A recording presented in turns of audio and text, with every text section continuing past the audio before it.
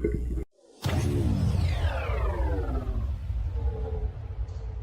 journey and the lessons, your journey, your lessons, the journey and lessons that can. Welcome to the Journeys and Lessons podcast. I am your host, Dr. Lincoln Bryan, and I'm so delighted to bring you my very, very special guest, of course, in this series. We'll be having a wonderful conversation with gospel recording artist. You know her. I mean, she really don't need an introduction, but I'll do it anyway. And of course, once you hear her signature sound, you know without a shadow of a doubt who this is. A powerhouse, a woman of God, born and bred in Kingston, Jamaica, grew up here in Toronto, Canada, and of course, fully committed to the ministry, has been a traveling evangelist, gospel recording artist, operating in the fivefold gift, operating as an evangelist. I've been well studied, well versed in the School of Theology, has completed a bachelor's degree of biblical studies at Emmanuel Bible College in Kitchener, Ontario. And of course, you know her musical style combined the island rhythm, the Caribbean influence with traditional gospel and southern gospel sound. She's known for bringing her island rhythm and a fresh sound to the gospel music scene. When you hear her, you know. One of her early recording, the track Great is Thy Glory, with Toronto Masquine 1992, and her first album was Too Much to Gain to Lose, which was released in 1994, which helped raise her profile. As she has released multiple albums over the years, for example, being Courage in 2012, which songs include Better Days Are Coming, Heaven is Better Than This, God is My Refuge, and of course her signature sound that really break out in the Jamaican scene or the Caribbean scene in 2005, Hear My Cry, Oh Lord. I don't think I need to go any further. You know who I'm talking about, the one, the only. I call her the queen of gospel music out of the Caribbean. Nobody do it like she do it. And of course, she have traveled extensively and minister the gospel. I'm talking about a dear friend, a sister, somebody me love her. She trust me, woman of God. Lady Marvia Providence, my very special guest in the series. Welcome, Lady Marvia. Thank you so much for being with Hello, me. hello. Oh, my mic. Hold on. Yes, you're good. You're good to go. I'm hearing you. Mm-hmm. Welcome. And thank you so Welcome, much for welcome. joining us on the Journeys and Lessons podcast. I've been trying to get you for a while to come on, but I know you with your schedule, how it can be, and you're doing your thing, Hmm. doing the work of the Lord, continue to be doing it over all these years. And I'm so glad that you're still doing it. After Thank all you. these years, Marvia Providence name is still ringing all over the world. Well, And yeah, when you're called, you're not really having a choice. It's just something that is embedded, so you can't run from it. When you run, it runs with you. So it runs with you. yeah. Indeed. And I'm Mhm. so happy to have you on Journeys and Lessons podcast. On the Journeys and Lesson podcast, we really try to highlight a person's journey and their lessons. Because I always said that people see the story, the glory, but don't know the story. They see you now, but don't understand the journey that it takes to get here, and the lessons that you have learned, and the lesson that you would like to impart on others, so they too can garner from your experience, and they can take a piece of that, and of course they add that as they go on their own personal journey, something they can learn from. So we want to dig into your business a little bit and go into your journeys and your lessons, your story, because everybody see Marvia Providence rocking those stage, preaching the gospel everywhere, but a lot of persons don't know behind the scenes and the journey to becoming the household name that everybody will know. So let's start with the background, and we'll talk about Marvia Providence, born and bred, growing up in Jamaica, Marvia as a young girl before the Marvia Providence we have come to know. Mhm. Talk to me about your journey, how it started. Oh boy. It was many, many years ago, as many, many moons, as they say.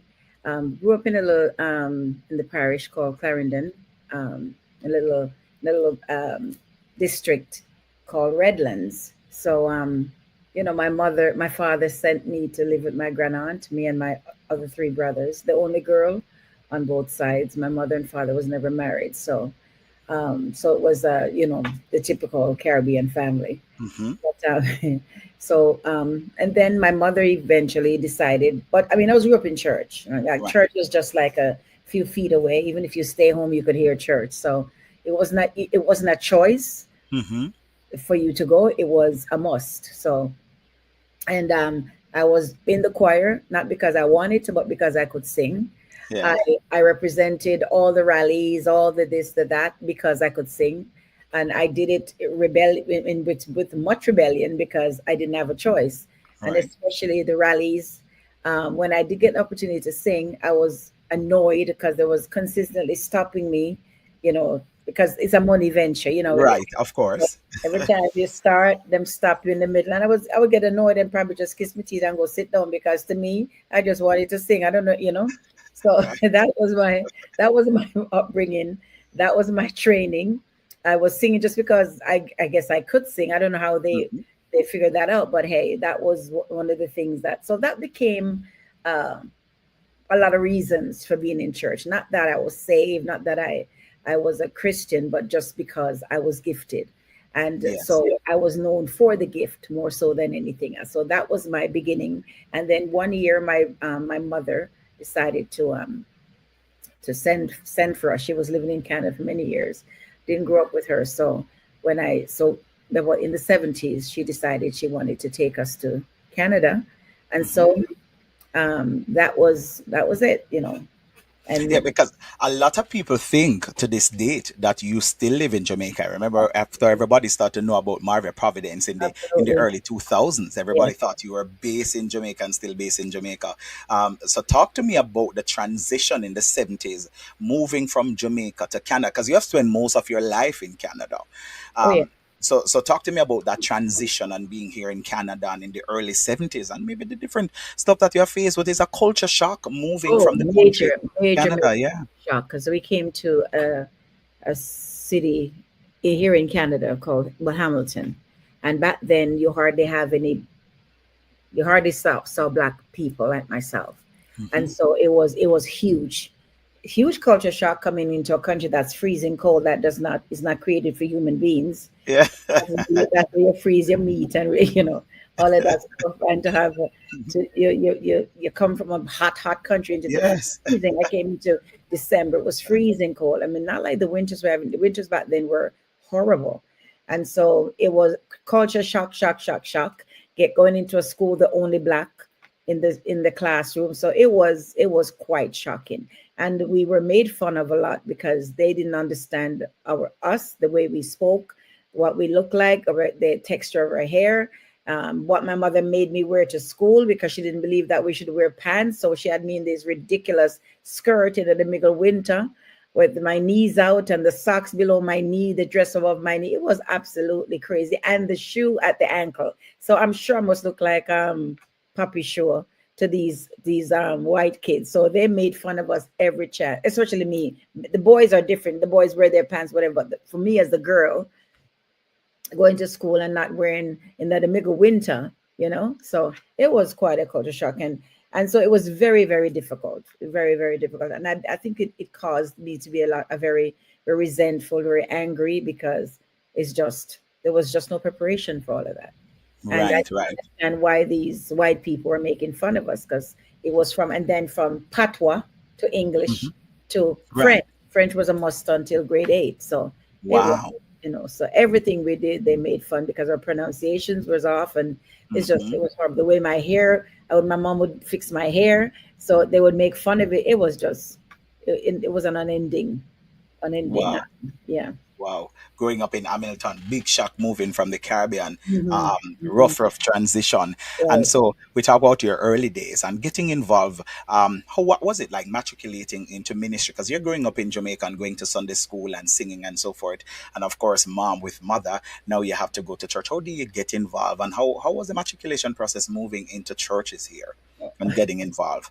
I think I don't know. My journey is just ongoing. It was to me it was it's been an uphill battle because my mother was Adventist. Ah, So I'm coming out of Church of God Prophecy mm-hmm. into an Adventist church Dentist. that is all white again.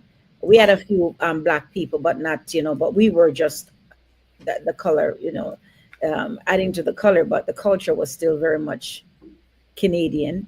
Um, Mm-hmm. it was not a charismatic church. You didn't say amen until the pastor was done preaching or until the song was finished singing. And every time we would get an opportunity to sing, we will be critique that, we're trying that, you sing the song straight, even though don't do all of this curve. I mean, it was everything.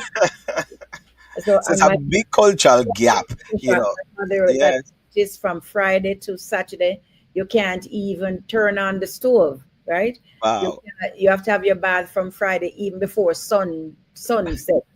So I'm telling you, it was crazy. So Wow. that was it. I was in that for a while. I mean, it was just church. Mhm. Everything was shut down from Friday to even the television you couldn't turn on. It was the pot you couldn't. Wow. The only thing they did was reheat the food, right? Yeah. But you couldn't cook nothing. You couldn't be it. You have to be it from before. So it Wow. was it was quite a coach. So ministry was far. But that wasn't even something I was thinking about. Ministry one year, it wasn't. Wow. Not something you'd embark on because, of course, you now get so immersed into the Seventh Day Adventist, and Actually, I you was weren't I was used to very it. young. I was 13 when I came up here, so there was Right. no way. Ministry wasn't even a thought. I was just trying to survive because there was a lot of changes coming Hmm. into a home with a stepfather, a mother who really didn't care for me very much because I think she was still angry at my father. So there was a lot of abuse in emotionally and physically. So it was awful. I was thinking, why didn't you leave me back in Jamaica? Wow. Because if this Wow. is I'm thinking you haven't seen your daughter for 13 years. I thought, hey, it's gonna be heaven on earth. It was Hmm. so I had no I was angry at everybody. God himself, because me say, well, back in Jamaica they were saying, they would sing the song Your Mother Dash You Away Like Fall, right? Those kind of things. Wow. So when Wow. I heard my mother was in Canada, I thought, wow, my mother, you know. So the reception I got here was it just blew me away. So nothing to do with God, nothing. I mean, I was young. I just didn't even know anything about. I mean, or even thought about that. It was Right. nowhere Right. in my mind. Yeah. Wow. So what is one of the biggest misconception? I mean, coming in, because now you're thinking my mother is in Canada, it's going to be walking the streets of gold and everything is going to be nice. We're going to have a great relationship. And now you come and it's not what you think it Yeah. Yeah. was. Yeah. Hmm. So what was the impact that it have? And mentally, because you mentioned about, the level of abuse that it and verbally, It was emotional. really, really. I think that changed my entire um, l- um, concept or whatever I had in mind. The joy to meet my mother, everything just crashed because Wow. it was nothing like that. It was, and then um, the reception was absolutely not what I expected. I was seeing my mother for the first time. I Wow. was actually meeting her At when 13. at 13. Oh, So wow. I'm coming into a new country, a mother I'm getting just meeting, Hmm. um, the weather change, culture shock, church, everything was Hmm. just totally um, just ripped away. And here's this 13 that don't have to try and rebuild something to help me to survive in what I was given. So I Wow. thought what I thought was a blessing actually then. I mean, we don't understand it then. What Hmm. I thought was a blessing turned out to be a total nightmare as far as I was concerned. Yeah. And Wow. it just got worse. That's heavy. Yeah. That's heavy to go through. So how did, because I mean, growing up in the Seventh Day Adventist, and I know how it is and the staunch rules and all of this with it, because of course the Sabbath is the forefront of everything. It Mhm. don't matter what happened, you just maintain the Sabbath. How did, as you're growing up and moving into that teenage stage and trying to find yourself, and of course trying to find what you're used to in terms of church, and Mhm. how do you maneuver that part? Talk to me about that point and to get into church that you like and used to and enjoy. Well, I don't know if you have time for Yeah, for we have time. We have time to talk because I'm sure there are things that you're saying now that a lot of persons yeah. wouldn't even know seeing you. Well, it that went on for a while. Because I was in elementary school into high school, and that continued for the entire time because my mother was very strict and she was very angry, Mm, and I didn't realize why she was so angry. If she were to buy me something, she would give it to my brother and say, "Go give it to your sister." But she tried, really? right? So we never had nothing. The only relationship we had was with a belt. When she's angry, Wow. she expressed it, and Wow. so that was my and when it came to time for Mother's Day or to get a card, I didn't even know what to pick because there was just no relationship. You don't know her. Don't know. So I just eventually, I mean, I'm writing a book. I'm hope it's hard to write the book because it's Hmm. hard to share all of this because we're at a better place now. But Right. then as far as I was concerned, I didn't have a mother because we never had Mm. anything. So it was um it was after years of that going on. Eventually, I left home. Um, After a very bad experience, and I remember picking up two packing two pairs of jeans, and I never just left, and I never came back. Wow. And that was it then. And I was living with a friend of mine. It was difficult for a long time, many years. So that process to where I to actually understanding where God fits, that was like many years. Yes. And to be quite frank, I think, let me not say that, but that transition took many years, probably over 20 or so years, to even get Wow. myself into a place where I understand church thing. Because even after my mother going to Adventist and leaving home, ending up in a group home in Jamaica, in Canada, you couldn't leave home if you were not a certain age. They would put you Right. in home, and Wow. so I ended up in a home where I was going to church from the From the you home. know, the home, and that was the same Sabbath, but it was a Seventh Day Church of God instead of Seventh Day Adventist. Ah. So the difference between the two, where they worship on Saturday, but they're charismatic, and Yeah, absolutely. Holy Ghost Church. yes, yeah. And I ended up in that church simply because I don't remember how I got there, but they asked me to join the choir. They weren't interested that I was saved. They just the gift again, Right. the gift. And Mm. so I joined the church because of the gift, but I wasn't really saved. So it was just Mm. about the gift. And one of the things that was very prevalent in my growing up was jealousy.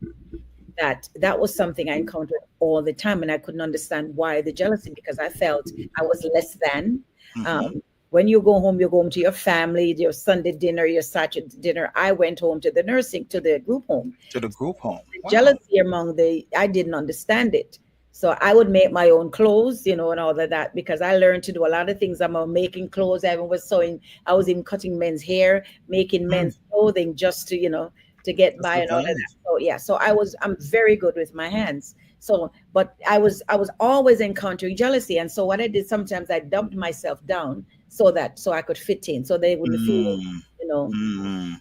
you were I chatting know that. in any way. Yeah. So I I would know I that would so try well. not to sing too much, not to show up too much, not to, even though my clothes was less than, I put myself together well, but that Right. was still a problem. So I just did not know how to fit in. So it really worked on my self-esteem, became next to nothing, because Mm. I don't, you know what I mean? So if you continue to dub yourself of somebody that's a shine, eventually you're not gonna, you know. So Right. To think really, much of yourself. But exactly. but you said something that was so poignant, and I'll let you continue. But it is so much that people often take the gift, because I'm hearing your story. They take the gift and leave you behind. They don't want the package, just the gift. Just the gift. Of the gift. And that's been the ongoing for many years. So people tolerate you because Mm. you're gifted. Mm. But after that, you know, they don't know if you're going home to you could go back to your home, your group Hmm. home, Group home. or wherever, and I'll see you next week, really, Right. when we need you to shine for us. So that was church. So I remember one time when I was called to the altar for something, and one of the elders laid hands on me and said, God is calling. And I got very angry when Mm. she said that. And I ran out of the church. I said, God, you must be really, you're really in a fear. I mean, look at my life. Eh? Yes. I said, what you want? Look at my life. Call Mm. me to do what? You know what I mean? Mm. So I wasn't interested in that, because I believe God was very unfair to call me, because in Jamaica, but when I'm used to, when you're called, it's like somebody put a death sentence on your life. God has called, you know what that Yeah. is. And so most people run from calling, because Yes. if you have any sense, you know what I mean? So when I heard that pronunciation, I said, no way. Yes. Because what I'm used to in Jamaica, when a man call him, walk for miles, him want to pass the church, him never, him Yes. bicycle, him a stuffer. So that's what call was for me. And me come to Canada a stuffer. Me no want that the call. Yeah. I left the altar crying, and I ran for many years because I was doing church, Yes. and I felt God. Right. I knew what it is. I mean, give me a mic, it's over. I knew that, but That was Yes. it. And when I was done, I gone about my business because I said that's it for me. And the times when I thought I was, when you really thought you're trying to, that's when you get crushed. And so I just, after a while, I just gave up. And Mm-hmm. eventually, I remember I'll share this to where the actual transition start, where I mean I was in church and I was singing and being impactful, but it wasn't really coming from anywhere other than God just dropped this thing on me. That's all I knew. Right. Didn't understand it, made no sense. But I just, because it was it was like the only thing that I had that probably brought me some kind of joy or Joy. relief or Yes. whatever. Because most time when I'm singing, I wasn't singing to anybody. I was just trying to get through another day because Mm. life was difficult. You know what I mean? And Mm. I remember I was staying that same church. I was staying with one of the mothers in the church because I wasn't home. I was homeless. I was staying with her, and she was so happy to have me because I can sing, blah blah blah, and she planned everything for me to get baptized and all that. And I was terrified. I said, I know I'm going to drown because I know I wasn't ready, but I was doing it because Right. that was You what. did with her. And actually, when they planned the baptism, it was canceled for some reason, and so I just kind of went back into what I was doing. I remember one night I went out to a party, and I came back, I think this Saturday morning, whatever it was, and what that woman cost me rotten and Mm. threw me out. And her son said, "My mother, I talked to you, so you know." And so I said, whatever.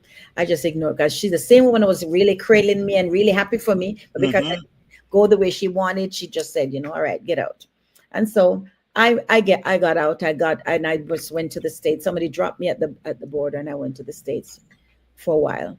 And that Mm. was where I encountered God in a different way because I was continuing to do what I was doing because I was partying from Friday straight back to Sunday morning. Mm. Because when my mother would lock me down, I couldn't even shake a toe, much less shake a leg. I didn't know anything about party and anything because you couldn't even go to those places. So Right. when I'm grown and I was tired of church. I said, you know what? I will go to church on Saturday. Still continue the Saturday Sabbath Church of God, but at Saturday night we would party.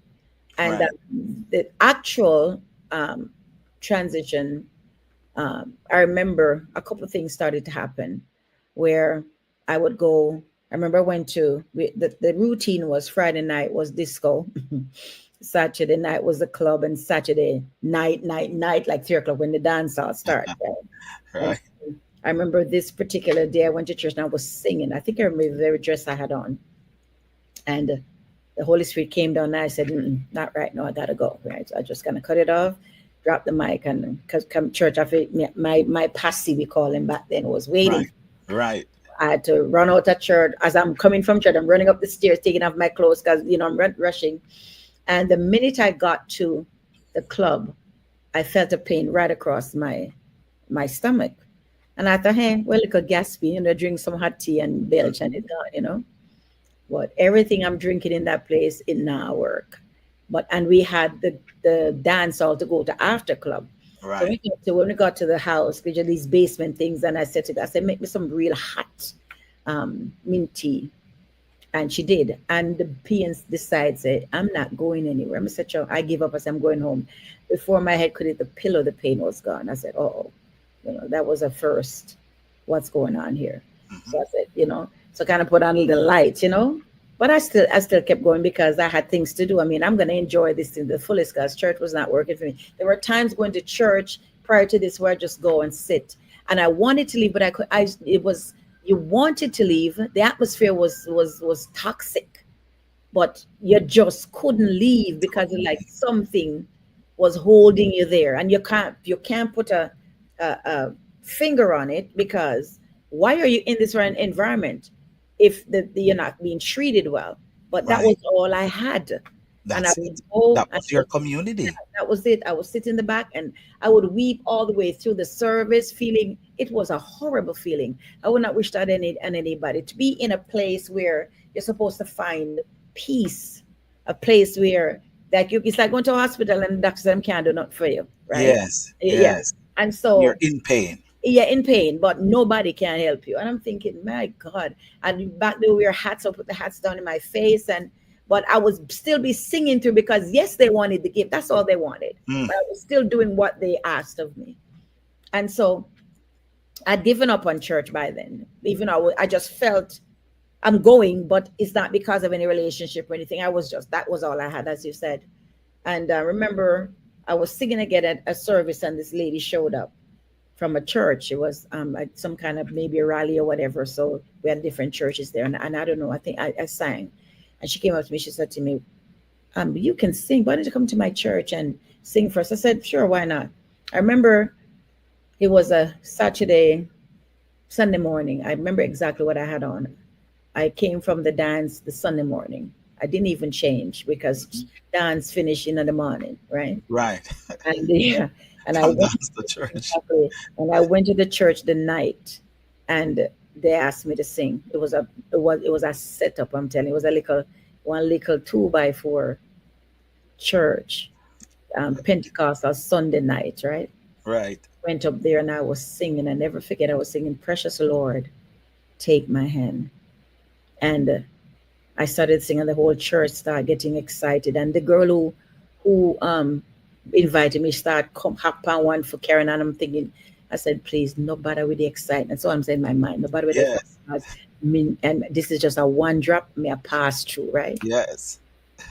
But the more me sing, the more them I carry on, and then um, of course I was saying, "First of all, take my hand." Didn't mean a word of it. I was just singing because I could sing. Right. That place was full of bulldog. I mean, all over the place. I mean, that church had, I think the whole place was full of bulldog because them the ramp, right? Yes. Uh, and when I'm up there and I was done singing, the pastor was beyond strict. Yeah, I'm sure you understand. You Yeah. can't Oh look, yeah. Oh can't yeah. wave, your lip can't shine, anything. You But know I'm on Pentecostal. mic, You right? know what it is. Yeah. Exactly. And so here I am now, and I'm done singing, and I felt like I'm planted to the spot because uh no, all eyes are on me because not like a massive, it's a small church. You want this place small, everybody see you. Yes. Yes. And them say like we catch one tonight because them I say, "Oh, this woman has sing so." She him said to me, "You save?" I said, "No." You see, we mean, they recognized something. Mm. But the fact that I wasn't saved did not make any sense to them The because I oil, man. You yeah. saw the oil. Yeah, and I'm saying, when they said to me, "Are you saved?" Because I'm singing because I need to get out of there because I had one more. I keep telling God, one more dance, right? Yes. And every time I say one more, then plan a bigger one. And I said one more dance, and I said, and a big one was coming up, and he said to me, "Are you saved?" And I hold on my head, and I said, "No." He said, "You ready to give?" And I said, "No." And he ball out. He said, "You said no to Jesus," and that was it. When the man said that, I don't know what happened. All of the bulldogs started barking, and his wife was what the lead bulldog. And when she cleaned her throat, it was a sound to the rest of them. And man of God, they circled me and they started to speak in tongues. And I'm sitting there thinking, I said, "No, Kangala, may have one more dance for what, it's not Mm. going to be tonight." Mm. And they went on and on. When they realized that I'm not budging, eventually it subsided. But something happened that night that I didn't even know.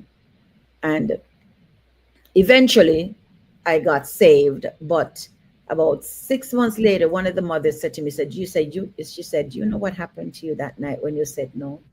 I said, "No." She said, I think she had to tell me because I've never forgotten that. She said, "When you said no," she said, "the entire, because I know Tide got to call me now," and said, "the Right.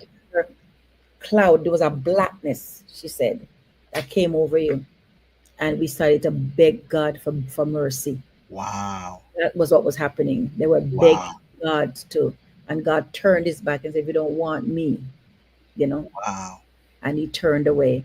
And they started to bark and beg God. And then the cloud lifted.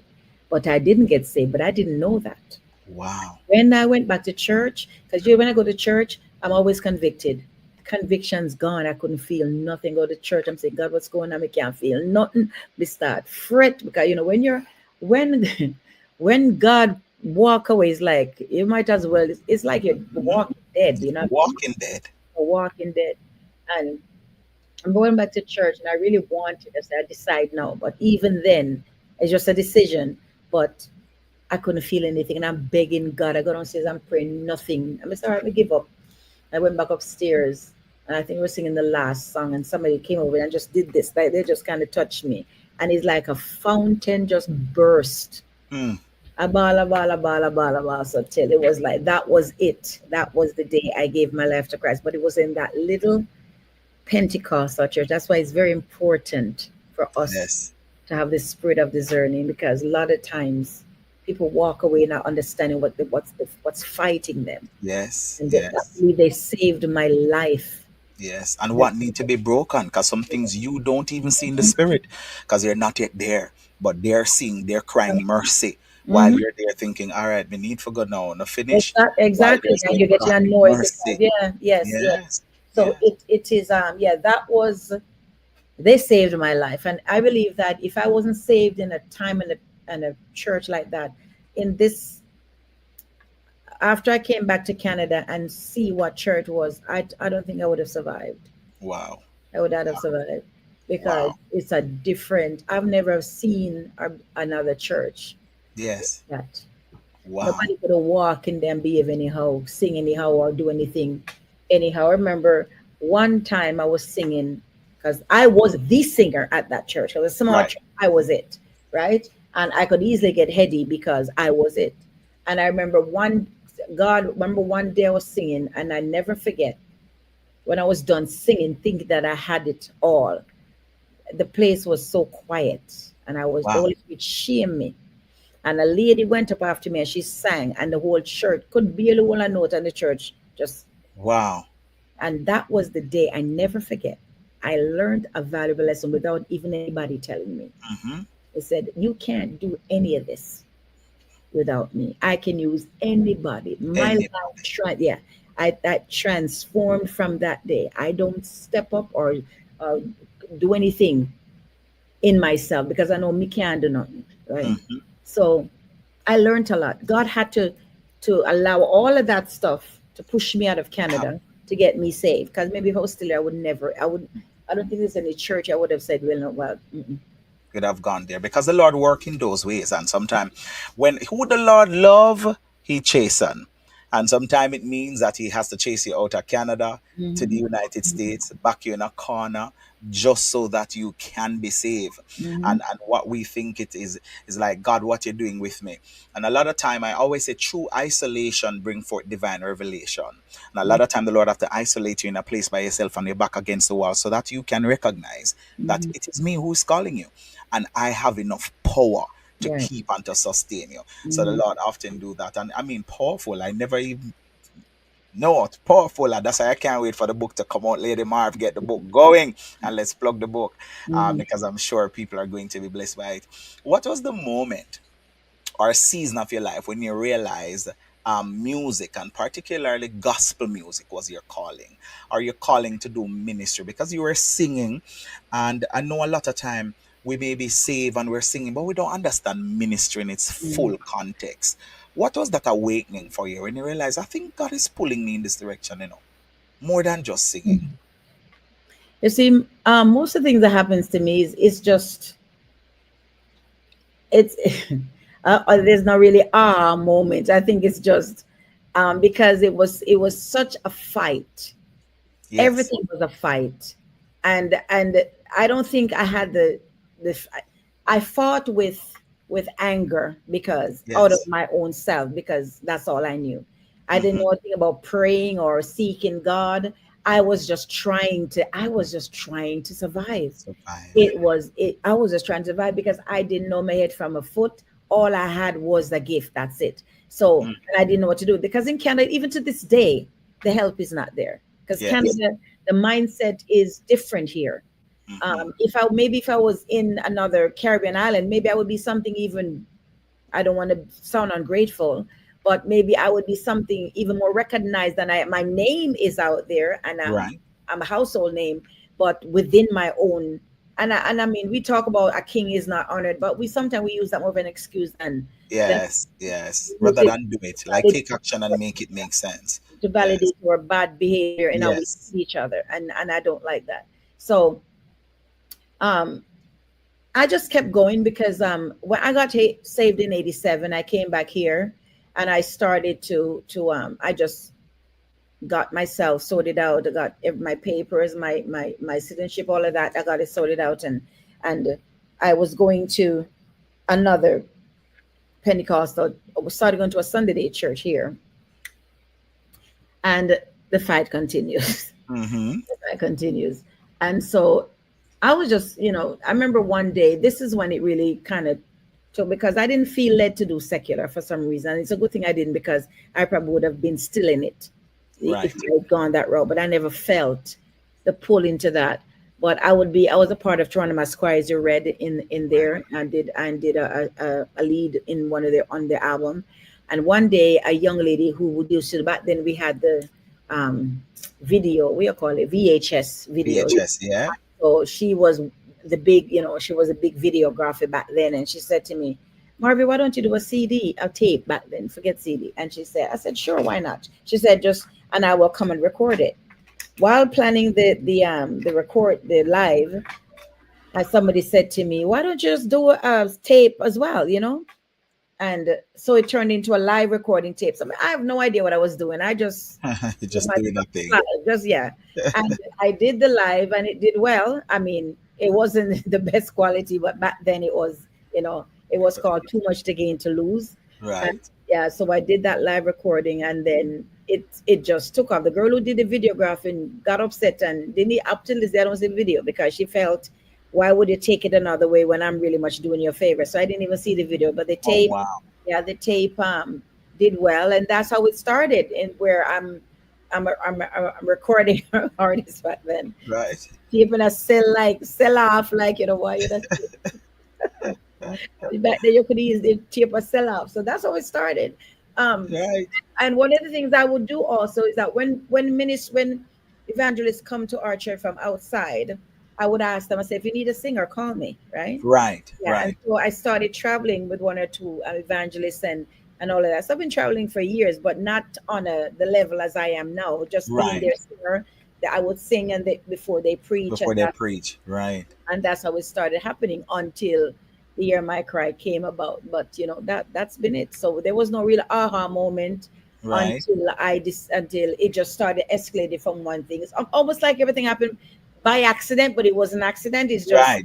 God had it in strategic plan. It's just that exactly. you didn't plan this all out. It I just didn't started plan it. happening. It just Before you happened. know it, hold on, I'm a gospel recording artist. Exactly. Before you know it, they're saying, hey, Mhm, an award. mhm. Me? Exactly. Oh, And that's all. That's what it is. this is it. He So just the charted my Lord times, chose and it. that's it. Yeah. Order your steps and choose your path. Hmm, How did hmm. your faith really play a role? Because I mean, considering everything you're going through and you realize this direction and I'm singing now and I'm moving along and stuff and God, here it is. I'm in survival mode one.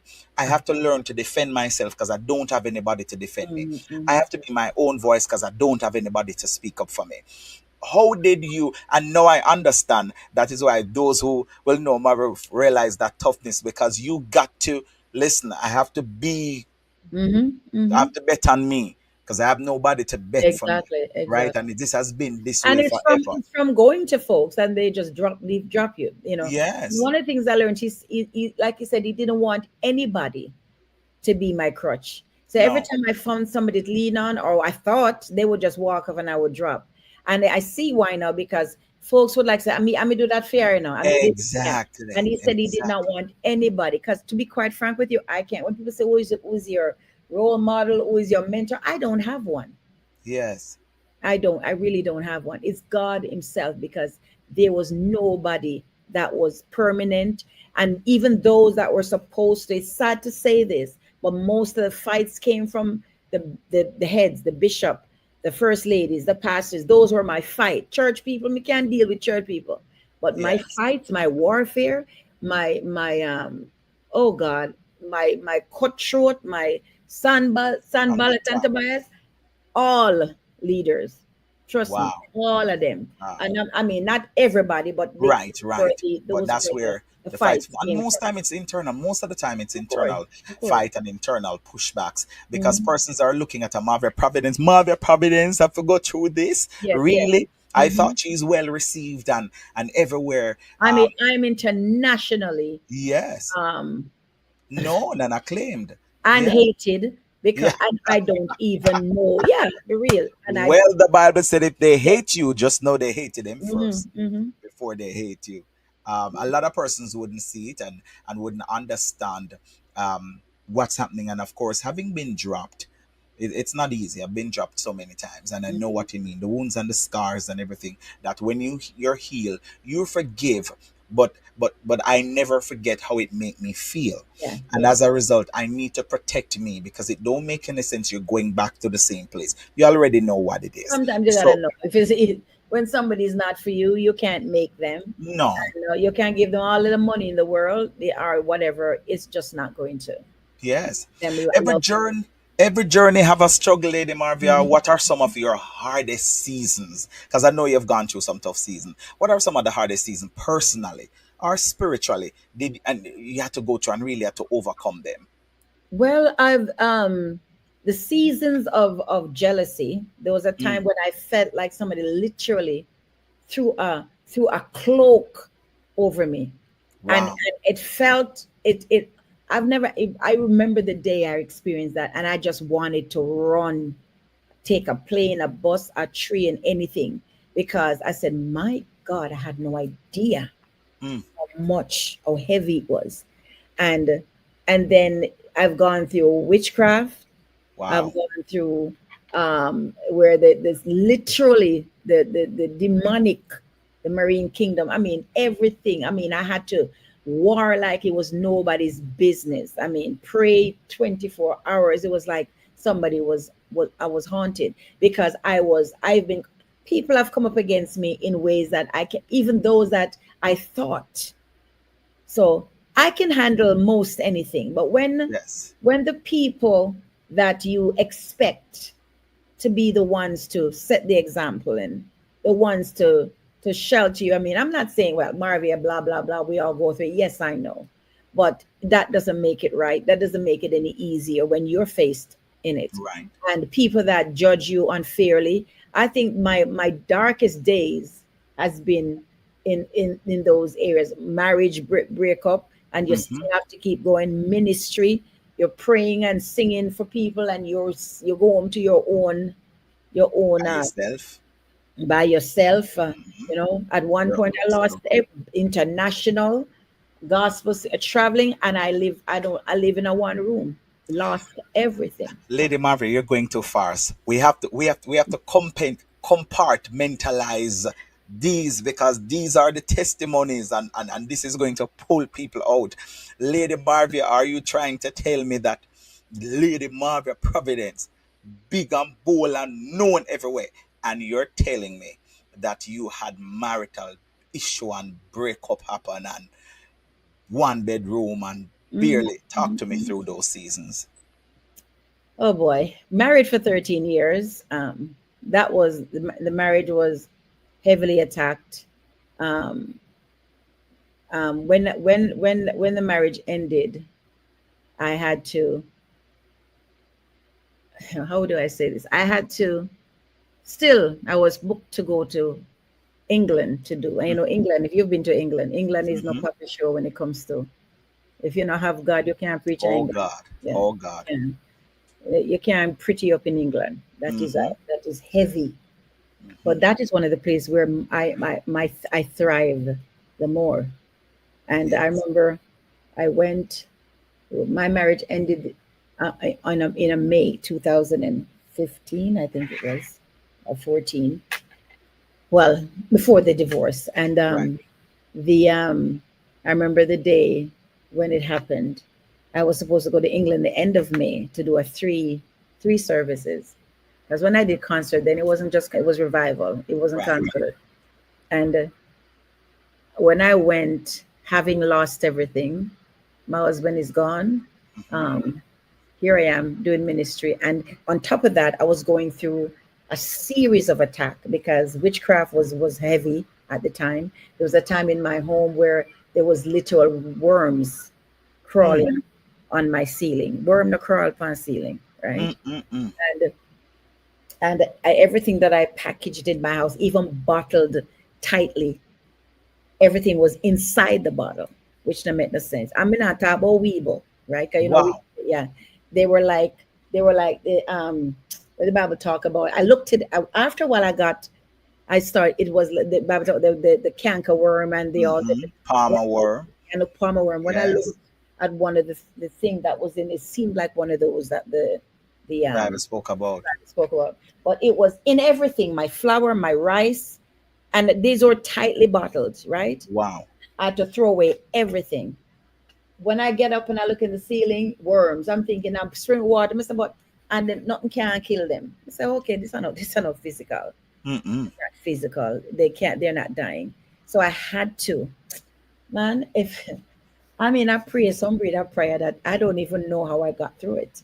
My And I had got to the prayer, I said, Satan, come, bring it on. Give me your best. That's mm. how radical, because I realize, okay, either you're gonna kill Can't me. back up. Yeah. Can't back up. Oh Jesus! Can't back up. I had to prepare at a war wall. Yeah, Yes. and I had another wall, and I would go from wall to wall, and I'm praying. I mean, for hours. Don't I would even asleep at the altar. I mean, Wow.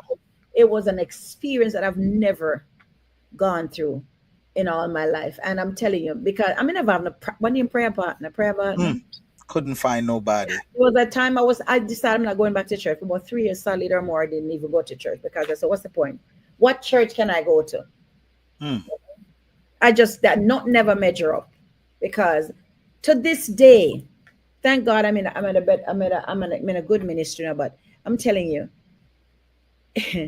when church, what is church? This God, when you say church, what you mean? Mm.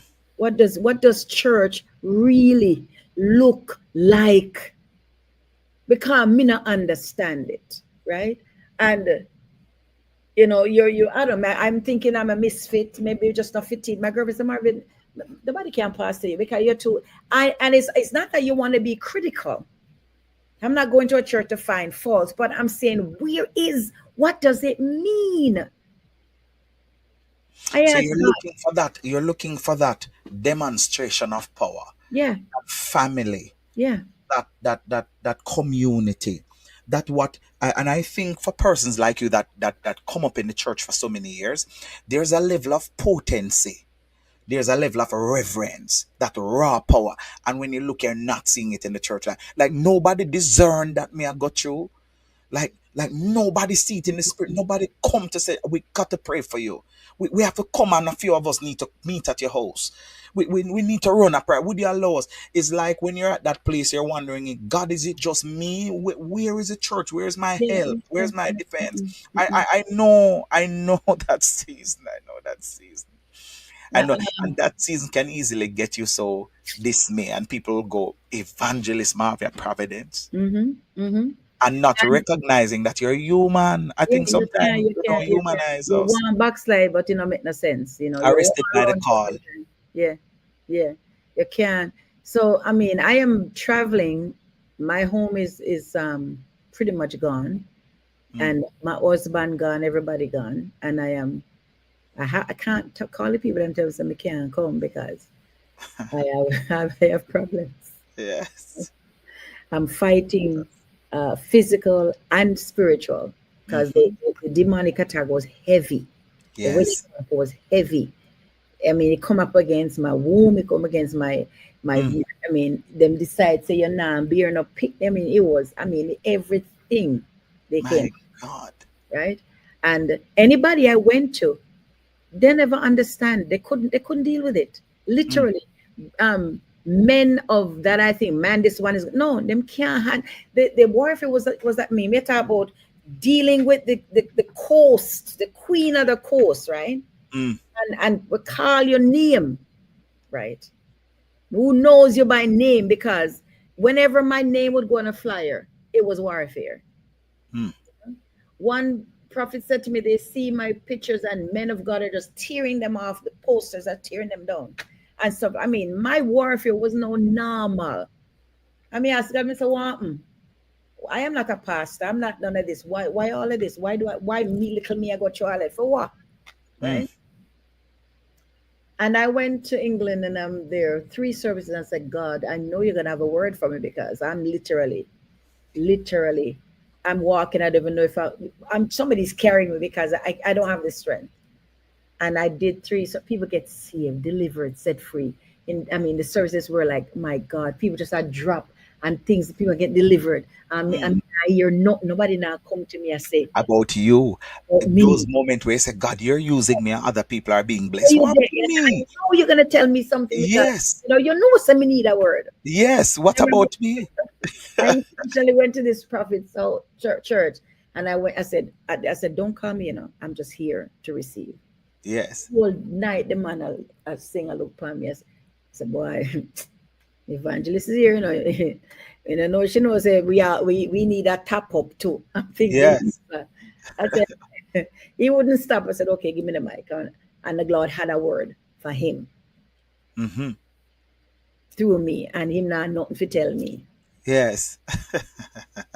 The You last need something back from him, eh? the last service was 3 service, one all over England. The last one is in London, and one of the biggest ones. And I'm there singing. I said, God, at the last one, this nothing. And he said to me, he said, you're not your own. You belong to me. That was a My song. God. I'm not my own. I belong to them. And I started to sing the song, weeping on stage. That was my consolation. That was my word. Mm, Hmm? But mm, all that God did for everybody else and send me back mm. on the yard. And he gave you a word all the way to England. He brought you just to remind you, Yeah, you are not my own. And can I tell you, it is at this place where you are broken, wounded, and you need a word. And that is the place where the Lord uses you most. hmm, Because can I tell you, unless you are at that place, you cannot minister with that potency because all you're going to give is Bible. And exactly. at this stage, people who came to hear you, they hear a lot of Bible already. They know about Peter and Paul. Hmm, They hmm. want somebody that is going through that they can relate to said, I am going through, I've been through, I just came through this, and I'm telling you that the God that bring me through, He is able to bring you through. And so a lot of time, God, because God have done that to me, bring me at the place where me lost all my investment, me not have no Hmm. money, and then tell me I'm going to preach. Me say, God, no way. Every time I should tell the man that I'm going to cancel. Him call me on the highest beat, Lady Marvia. Man of God, we're so excited to have you, and we're Yes. looking. And I said, I'm really supposed to be telling you that I'm canceling. And I keep calling him to just catch him at when him voice is at a lower tempo to tell him that I'm not going to come. And this man is Mhm, always doing a 10 once I call. And I'm thinking, God, I have to go. Only to go and the way how the Lord would have used me to minister to the people. I mhm, realized I had to be at the place that I am mhm, in that broke state, just lost my investment, everything. I feel lower than low. And that's the place where God will use you most. mhm, When you feel you are broken, we have to come and talk. We have to continue the conversation as you talk about losing everything. We're going to pick up from picking up the pieces. So you have to stay right here with us. We're coming back, of course, in part 2 in another episode with Lady Marvia. We're going to continue the conversation, but you have to stick and stay so you can watch next time to hear the next episode. So stay with us. Iron Man, the Journeys and the Lessons podcast right here. And thank you so much for tuning in. And of course, join us next time in the next episode for part 2 of the conversation. I'm Dr. Lincoln Bryan alongside with Lady Marvia Providence. Thank you for watching. Stay tuned.